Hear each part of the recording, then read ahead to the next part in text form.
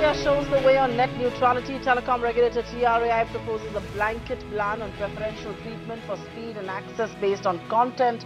In its recommendations to the government, also prohibits service providers from entering into discriminatory pacts. The top boss of India's #1 telecom company, Sunil Mittal, seeks a level playing field. Commenting on TRAI's proposals on net neutrality, Mittal says OTT players and telcos must have the same rules. Also asserts that there is a false propaganda to portray telcos as discriminators and gatekeepers. That's a mega ET Now exclusive.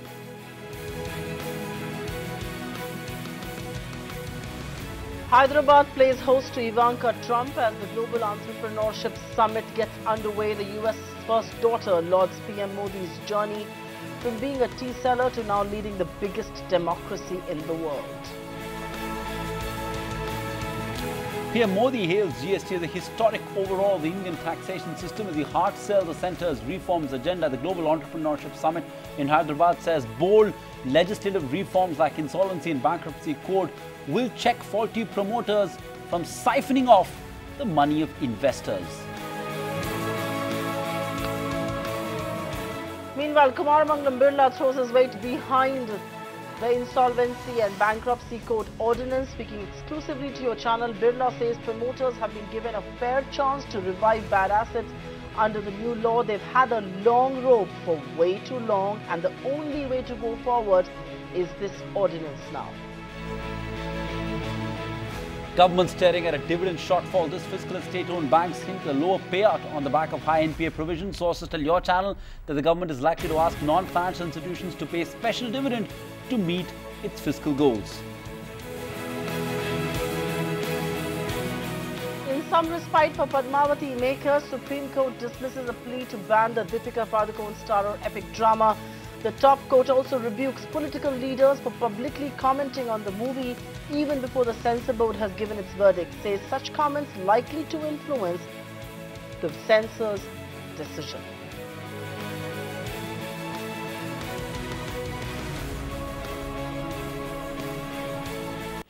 Good evening, it's 9 p.m. This is the India Development Debate. I'm Sandeep Gurumurthy joining you live from the News Centre in Mumbai. Joining me in Delhi is my colleague Supriya Srinath. It's a big victory for netizens in India. Telecom regulator TRAI today proposed a blanket ban on preferential access to internet based on content. Pitching strongly for net neutrality, TRAI's recommendations bar service providers from entering into pacts with content providers that could lead to discrimination on the World Wide Web. Remember, India's #1 telco had earlier launched in fact the controversial plan Airtel Zero, which provided free internet access for select applications and services. Similarly, Reliance Communications had tied up with Facebook for providing free access to the social media site. Both, of course, had to abort their plans following public outcry and a TRAI clampdown. Indeed, the TRAI recommendations are a big setback for telecom operators in the country as well as the likes of Facebook and Google. But as of now, no one is complaining. Interestingly, the move comes within weeks after the US allowed preferential internet access based on content and mobile gear. While netizens are celebrating, the TRAI proposals raise some really big questions. For one, does net neutrality come as a real boon for consumers? Aren't the new norms in a way against the government's drive to provide internet for all? And finally, won't bigger players like take unfair advantage of the exemption on service provided within their own network? TRAI's game-changing proposals on net neutrality is a big debate right here on the India Development Debate. All right, in a big retort, though, Airtel's top boss Sunil Mittal admits that net has to be accessible and free for all, but he also attacks the false propaganda, quote-unquote, to call telcos as discriminators and gatekeepers. Listen in to this exclusive conversation with ET Now's Chandra Srikanth. It's always a false propaganda to suggest that telecom companies will be the gatekeepers, there'll be discrimination, they'll manage speeds and give preference to one or the other. This is all nonsense and spread by people who are either illiterate or trying to change the narrative here. No company in the world can not allow free availability of internet to its customers. That company will not even survive. So to my mind, net neutrality to the point of view of non-discriminatory available of internet to all is a given. I mean, you don't even have to debate about it. So for anybody to preach that that's the way to go, that's the way it should go, it's just talking to the people who are already in support of that. You see. In as far as the telecom companies own products, innovation, music, videos, content, I don't know what the TRAI has come up with. Over there's only one overarching thing is the OTT players and telecom players must have a level playing field. So our request was that OTT players playing in the telecom arena should have the same rules of the game. I don't know what has been done on that. I believe probably TRAI wants to come up with another consultation on OTT side. Right. We'll see how that develops. But non-discriminatory availability of internet to all is enshrined in everybody's mind, it's given.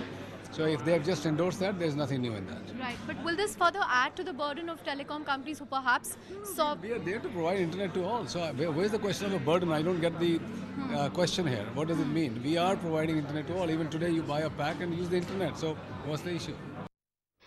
That's Sunil Mittal speaking exclusively to ET now. Now, let's take it forward. We've got a stellar panel debating net neutrality on the show this evening. R.S. Sharma, Chairman TRAI, the architect of that recommendation. Rajan Matthews, Director General of COAI, a body that represents all GSM operators, Bharti Airtel, Vodafone and Idea Cellular. We've got R. Chandrasekhar, President NASCOM and former Telecom Secretary as well. So you can wear the hat of an IT expert and a telecom expert. We've also got Nikhil Pava, founder, editor and publisher, MediaNama.com, and someone who's advocated net neutrality for a very long time, joining us live on the show. Thank you all, gentlemen, for being with us on ET now. Mr. Sharma, I have to start with you to understand the principle on the basis of which you've come out with these recommendations. When you say internet is an open access platform, tell us, how are these recommendations going to ensure that there will be no discriminatory pacts that operators can potentially enter into? You see, one of the principles which we have upheld or which we have kept in mind, which is an overarching kind of principle, is that internet is an open platform. Especially in the Indian context where a lot of innovation, a lot of government services, a lot of things are riding on the internet, and therefore it must remain an open and non-discriminatory platform. So what we have done is that the access providers, internet access providers should not discriminate the access of the internet resources in any manner, whether by way of pricing, that in any case we had already blocked, sort of prohibited in last February, also by way of throttling or accelerating or blocking. None of this the TSPs will be able to do. That's the broad principle. All right, I get the broad principle, but let me take this across to Mr. R. Chandrasekhar. Mr. Chandrasekhar, do you believe the TRAI recommendations on net neutrality have finally cleared the air on this matter? It's been a very debated topic. It's been a subject of many headlines, very, very divisive also, very polarized opinions. But do you believe it once and for all clears the air on net neutrality, these recommendations? Supriya, first and foremost, I do want to congratulate Mr. R.S. Sharma as the Chairman TRAI on having brought out an excellent and very clear recommendations, very well balanced, very well nuanced, and at the same time explicitly clear on the underlying principles. And I think that is what was needed in India. That is what is needed if India is to leverage the internet to facilitate innovation and services in the country. And I think that is something that we had been advocating as well. And the principles here, I think, have been well recognized. The danger of not preventing such differentiation by a telco in terms of speeding up or slowing down could have tempted some of them to enter into agreements which would have not necessarily blatantly created that differentiation, but in a very insidious manner by slightly speeding up or slowing down created a situation where certain services would not satisfy the customers. If you had two service providers providing the same kind of service, let's say to take a particular name, an Uber and an Ola, for example, and one was actually coming to you very slowly, even though there was nothing at the back end of those services which which caused such a delay, then you would get fed up of using the one which had the time lag and probably gravitate to the one which reacts faster. So this subtle differentiation which comes about by such speeding up and slowing down could cause those kind of aberrations, and particularly when new innovators supplant earlier ones. That's the nature of the game. The new gives way, the old gives way to the new, and the new gives way to the newer.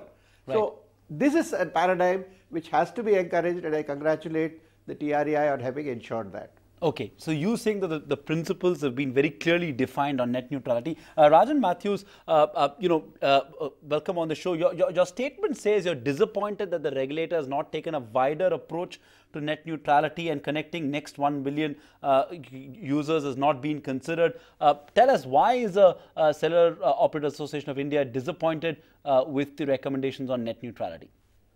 So, Sandeep, when you look at the history of this matter, when it first came up in March of 2015. The original quote-unquote net neutrality discussion paper put out by TRAI included discussion about the OTT players and the other aspects that we mentioned. Now, what we have said is that in this particular pronouncement of TRAI has adopted a very narrow rendering from that particular original discussion paper. We support, if you will, this narrower rendition, but we said that this was an opportunity to discuss the overall aspects that were originally included under the discussion of net neutrality. Things like OTT, things like differential types of pricing for national objectives. For example, when one talks about penetrating the rural marketplace, the government might be able to provide certain subsidies or other such instances. Now, you have the case of Reliance Jio. When they rolled out voice and data, you could see what the impact of that type of free offer was. Of course, it's a bit different, but again, this is what we were asking for, a wider discussion and application and recommendation on the whole concept of net neutrality as opposed to a very narrow rendition, which obviously we support and have said so from very early times as well. Okay, I think the grouse of COAI and the telecom lobby at large is that this is a narrow rendition. They should have taken OTT into consideration as well.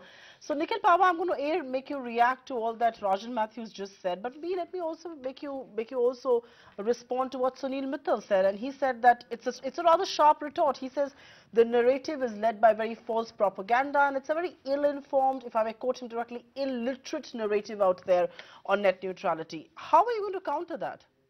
Well, here's the thing, right? It's been a nuanced debate. We've actually participated in the consultation process with nuanced points, and the TRAI also has looked at the details of this. So whatever Sunil Mittal might say, I don't think he has a response to the issues that we've raised, the points that we've made, which is why he's resorting to ad hominem and attacking false propaganda and vested interests and things. This is, if you have a point, argue the point, don't argue the people, right? And I think we're not illiterate. We've made cogent points. A lot of the principles which we've enunciated have actually been accepted by the TRAI both last year and this year. So, I'd like to thank the TRAI chairman, because this is a principles-based regulation, and the principle here is that all users on the internet are created equal in terms of everyone has the opportunity to both consume and create content. And it's not just Google or Facebook that can create stuff. Everyone watching the show can create an app, can create a website, and they need to have equal opportunity to be able to create for the rest of the country. This is what the Modi government is trying to do right now, is to get more people to start up, and this effectively a lack of net neutrality creates room for discrimination, which we've already seen in the past in case of mobile VAS, where the telecom operators were acting as gatekeepers. They were extorting money from startups that were operating in the VAS space. We don't want that. This is one internet for all, It's an open internet, and we want, people in India to be able to access the same services that anyone anywhere else in the world is building for them and for each other. Right, fair point. There was one point that both Sunil Mittal and Rajan Matthews was also making, which is on, OTT or over-the-top, operators, which is essentially, and what they're saying is a level playing field. A telecom operator pays a massive license fee year after year, and there are other internet operators who allow people to make, say, voice calls on the internet who are not subject to the same licensing regime. Mr. Chandrasekhar, again, because you've been in the Department of Telecom as well, is that a fair sort of concern raised by the telecom industry, and do you believe these recommendations should have addressed that in totality when the issue of net neutrality is being addressed? Because what the TRAI has done is saying they're going to issue another consultation paper on this specific point. Yeah, I think that there is one fair point which I would agree, that you have to look at the telecom industry also, which is an important part of providing internet access to everyone. Obviously, there is no question of anyone having access to the internet if there was no telecom connectivity. So clearly, these are two parts to the same story. At the same time, I think that while there is no disputing the fact that we need a healthy telecom sector, we need a telecom sector which can invest and continues to invest in expanding the networks, which finds it viable to go into the rural areas, supplemented a little bit by government in really remote areas where there may be no business case, but otherwise largely driven by private sector. The Indian mobile revolution has been achieved by the private sector effort. So I think there is one needs to recognize that and recognize the need to keep them healthy. At the same time, I think what is critical here is that we should not see or we should not have a situation where the health of the telecom industry is achieved by throttling innovative or newer services and having incumbents or larger providers of similar services in a sense providing a compensation or entering into contractual or business arrangements. That would be in the short run a good way of expanding the infrastructure, but terrible in the medium and the long term for the country. The other point I want to make is that as far as the telecom players are concerned, what the OTT players and what the various kinds of application providers do is to bring more users into the game, make them bigger consumers of data, and all of this provides revenues to the telcos. The question is, if all of these players are providing more revenues to the telcos, why would they have this question, or why would they have this problem with OTT players or some of these new service providers? And the crux of that is buried one level below, which is that it's all because today voice and data are priced differentially. Right. I get that point, Mr. Chandrasekhar, but Nikhil Pava, I'll let you make a quick point, and I know you want to come in on that, but I also have a question to ask of you. When you say, I think what we are saying essentially on OTT is, what telcos are essentially demanding is that if they're going to be offering similar services, why not be governed by similar rules? That's not an outlandish demand to make, is it? So 2 points on this. Firstly, on the OTT regulation of communication services, this paper in the TRAI in its letter to the DOT has also mentioned that they would be hosting a consultation on this later on. This is something which Arvind Kumar had also said on a TV show a couple of weeks ago. Secondly, I think there was a recent regulation that came out on telecom operators launching VoIP services and their regulation. In that, the TRAI very clearly outlined principles of revenue loss and how to deal with that in competition, where they've said that what's happening in the technology space, in the internet space, is there's an unbundling of the layers that's happening in terms of the network layer versus the application layer, and therefore telecom operators need to adjust to this new reality, and this notion of revenue loss is mistaken because the increase in usage of internet services is more than compensating for the decline in voice revenue. So the TRAI has already said this in a recent ruling about, I think, a month or so ago, and I hope that the same principles will carry forward when they look at the OTT regulation. Move ahead then, Mr. Sharma, a couple of important points. One is that the recommendation provides for a carve-out in specific cases. There is a carve-out for Internet of Things. There's a carve-out for specialized services, to quote unquote. How do you define that? When you're carving out these sort of closed user groups, etc., do we run the risk of discrimination on account of this very reasons? Discrimination on the quality of Internet or any other manner? Is that a legitimate concern according to you, Mr. Sharma? No, yes, that's right. Those specialized services must not be essentially, as a substitute for the internet access, these are two specific conditions which we have given. One is that these specialized services should not really be a substitute for normal internet, number one. And number two, if some entity is providing internet services as also the specialized services, then it should not happen that the specialized services end up degrading the access of the normal internet to its customers. So these are two specific kind of provisions which have to be kept in mind. Rajan Matthews, come in on that. I mean, one of the things that telecom operators have been talking about for a while is the closed user group, and isn't inclusion of IoT, so that's been left out. But what about inclusion of IoT, Internet of Things? Is that a big concern for telecom operators, and why is it such a concern? So, first of all, I find it strange that, we seem to have a schizophrenic view.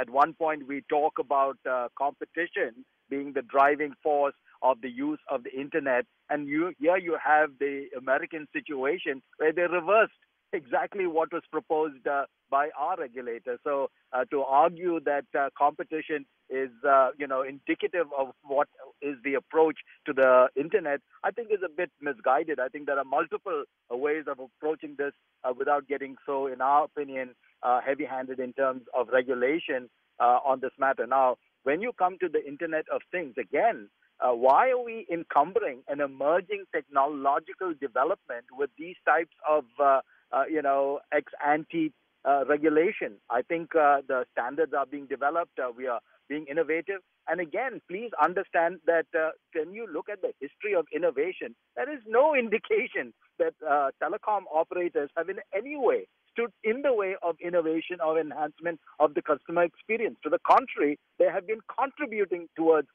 this innovation and growth. So I think we're getting mixed up in our arguments over here, being very selective in our arguments. And our point of view is that when one looks at the IoT, we've already had all of these carve-outs. And what we've seen time and time again is when you have these specialized carve-outs, there's always folks who will arbitrage these, and then we get back to having to parse very closely these particular uses.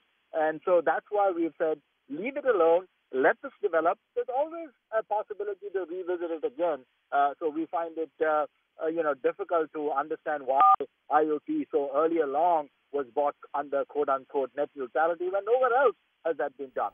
Okay. You've also raised an important point on comparing what's happening with our regulatory framework to what's happening in the US. That's something we do want to talk about. Are we showing the way to the world, or is that a more pro-market way of looking at net neutrality? It's debatable, and we are going to debate that in just a few minutes. But Nikhil Pava, a quick word from you on these carve-outs. And there is a concern that, do you believe that the big telecom operators, the Reliance Jio, for instance, could use the fact that, they are allowed to now offer their own content in a closed user network, right? So will they use that loophole to violate the basic principle of net neutrality? Is that a concern, or do you think that has been adequately addressed in this consultation paper by the TRAI? No, I think the TRAI chairman said it clearly, right? You can't do indirectly what you can't do directly. So even there is no exception that's been carved out for specialized services that might do what you can do directly on the internet, right? So I don't think we have anything to worry about from that perspective at all. Okay. Okay, I do want to move on, and I'll take this across to Rajan Matthews. And Rajan Matthews, you've raised some concerns about the Committee on Network Violation Management, and at least the statement that came in from COI was a visibly upset statement. What is so upsetting about it? I mean, why not have a monitoring committee? Because A, that will set the rules of the game. Will those make? I mean, the whole idea, I'm presuming from TRI. I'll just take that question to Mr. Sharma. Also, says, will that make things transparent? Why are you so upset about it?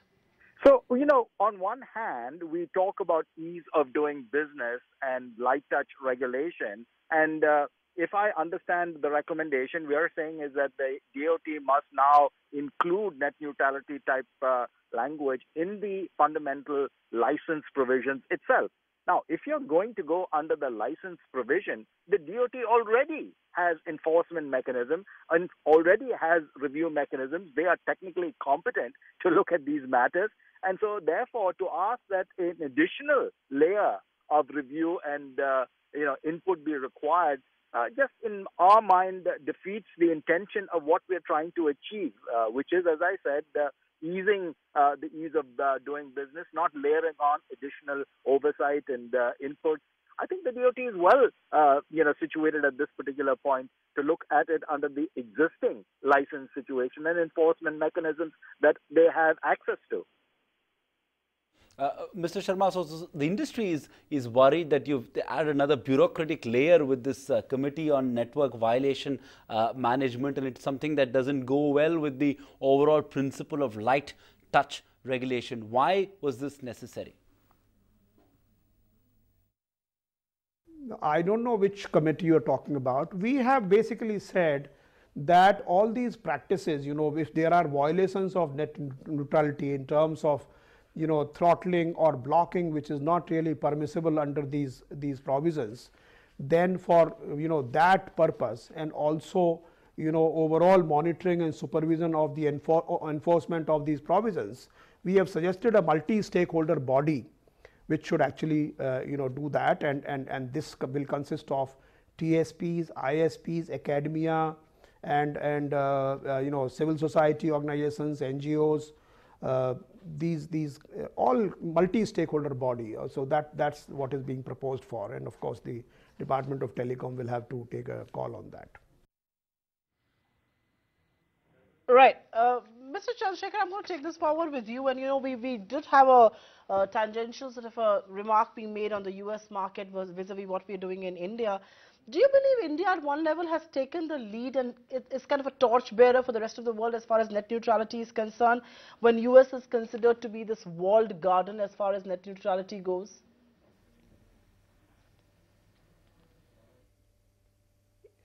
Yes, I think it is in a way, because a large part of the world which consists of emerging economies, developing economies, or less developed economies are presented with this very seductive argument that if you allow this kind of flexibility to telcos, then you will be able to roll out infrastructure faster, and a lot of this will come at no cost to you. And maybe at one level that is true, but there is a cost. There is a cost which is hidden somewhere else, which is that the telcos would in such arrangements be compensated by some of the people who are providing services, who in turn are actually deriving those revenues from various customers, advertisers and consumers of their services. So, and secondly, as I mentioned in the beginning, it also has the effect of throttling innovation, because newer services will not be able to displace older services which are entrenched in a partnership which is designed to keep them out. So, I think that that's the critical point, and India doing this does become in a sense a torchbearer for countries which are grappling with how to tackle this twin problem of not having infrastructure and at the same time wanting to preserve the freedom of access that the citizens need to have. So, I think that yes, the bottom line is yes, we have shown the path, and we have shown in a sense that the health of the telcos need not be constructed on the demise of innovation. There is a way to balance the two, and I think going forward, as this gets implemented, we need to do it in such a way that the growth can go hand in hand and actually synergize with each other, because the growth of the applications and the service providers provides more traffic, more revenues and more business to telcos. That's the paradigm which actually we need to really oil and make it grow faster. Okay, you made an important point that you believe these recommendations balance the health of telcos and doing so not at the demise of innovation. Rajan Matthews, I'm going to let you argue the point that you briefly made on why you believe that India needs to take a leaf out of the US book, and why you believe that that's a more pro-market approach to net neutrality as against the approach taken by the regulatory authority in India. So first of all, I definitely do believe India should be taking the lead and being innovative. But in this particular situation, we've really just adopted what the US did on the first go around. So there was nothing innovative about that. And we just sort of embedded it in this present regulation. So I think we had an opportunity to look broadly and to really scope out additional ways in which we could have connected the next 1 billion through mechanisms and means that would give opportunity to everybody to get on the internet, not just the urban elite that have the way to argue themselves into it. So I think there was an opportunity, and in my opinion, I think we just sort of defaulted. The second point that I would like to make is also the same point that was made by many in the US, that we have existing rules and regulations to look at the various alleged sort of disruptions and vices and problems that are being enunciated. These are all being trotted out without any substantial proof of it actually having been done. There may be a few instances. So we have consumer protection laws. We have anti-monopoly laws in the state. We have the IT Act. So there's all kinds of remedies and actions and acts and rules in place. Our problem has invariably been one of enforcement. And so I'm saying is that to layer on an additional set of rules and regulations ex ante goes against what could have been a much more nuanced, light-touched, ease to do business type of an approach, which I think would have really been the way forward showing to other countries. And the fact that most countries have not gone this particular way indicates that maybe we had missed a chance. Okay. Very quickly then, I'm going to take this across to the TRAI chairman, and just for the records, the point that Rajan Matthews is making and the point that has been made by other telecom operators as well, when you look at developed markets, say America, which has taken a market approach to net neutrality, which has perhaps done actually a U-turn of sorts, it's in contrast to what you are doing as a regulatory authority here. Are you convinced that perhaps this is the best way going forward for an emerging, developing economy like ours? What we are saying, we are essentially separating the pipes from the content, and we feel that internet is an extremely important resource, and as you know, if you have 10% penetration of internet growth, then it grows GDP by 1.4%. That's the World Bank study. So I think what is important from our perspective is, for our country, what is important is to ensure the openness of the internet, on which a lot of government services, e-governance services, digital India is going to happen. And therefore, without commenting on what the United States of America has done, what we are saying is that we have crafted out, or we have made these recommendations keeping the interest and the best practices of India in mind. Nikhil Paba, let you have the last word on that. You heard Rajan make a point on why we need light touch regulation, why he believes America is doing the right thing, and arguing that that is probably a more pro-market approach to net neutrality. I know you have a very different view. Let you have the last word. So a few points. Number one, I think Rajan's creating a false equivalence, a false choice between access and neutrality. We can have both. We've added about 80 million internet users in the last year alone. Post the TRAI ruling on differential pricing, it doesn't mean that we can't add more and more people as we go along. Number two, the TRAI ruling is amongst the best in the world, and the US is actually going backwards with the way they're doing it. Let's remember that Ajit Pai used to be a lawyer for Verizon who had argued against net neutrality, and in fact there's great opposition that's building to what the US is doing right now. And I think regulators and people across the world are shocked at what's going on in the US. So we should not hold that up as something that we ought to do. Largely, you know, this is sorry. I think these are the points I had to make. Thanks. All right then. With that last word, I think we've completely run out of time here on the India development debate. But thank you very, very much, Mr. Harish Sharma, Mr. R. Chandrasekhar, Mr. Rajan Matthews, Mr. Nikhil Pava, for joining us right here and putting it in perspective what net neutrality really means for India. Can we perhaps lead the way as far as the rest of the world is concerned? And can perhaps there be truce at the end, if at all, between the telcos on one hand and the torchbearers of net neutrality on the other?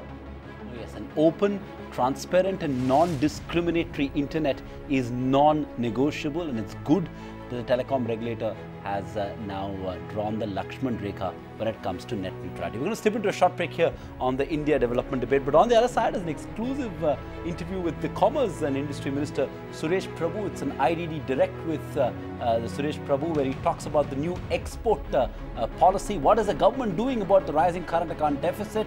What are his views on the currency? And a lot more is coming up on the other side of this short break. Keep it with the India development debate.